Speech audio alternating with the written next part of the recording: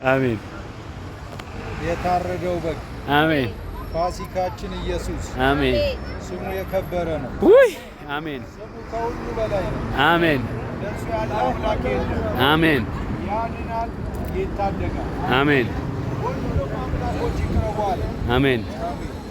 ነገር ግን ሰምቶ በእሳት የሚመልስ እሱ አምላክ ውይ አሜን። ሰምቶ በእሳት ትላንት ጂዬን ነበር የተናገረች የነበረችው። ውይ ሰምቶ በምን በእሳት ምን የሚል የሚመልስ እሱ ምን ይሁን አምላክ ይሁን።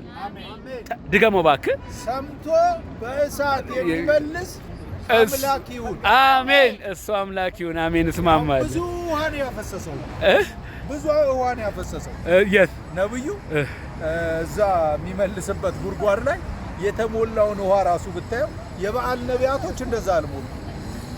ዝም ብለው አድርገው ቅድሚያም ሰጣቸው ፎርጂድ ስለነበሩ እናንተ ጥሩ አምላክና ቅድሚያ አድርጉ አለ። እሰይ ሁሉ ጊዜ በዚህ ምድር ላይ ቅድሚያ የሚመጣው አምላክ ያልሆነ ዋው ቦታም ይዘው ምንም የሚለው ቅድሚያ ነው።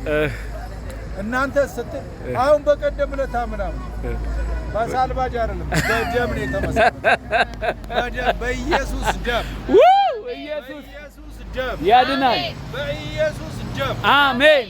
እግዚአብሔር እንኳን ተናግሮት የማያውቀው ደስ ብሎኛል ብሎ የማያውቀው ጌታ እግዚአብሔር እንኳን እንደዚህ አለ፣ የምወደው ልጄ እርሱ ነው። እርሱን በልበሉ ስሙ። አሜን። የምወደው ልጄ ማን ነው? ኢየሱስ ነው። አሜን። እርሱን በልበሉት ስሙት።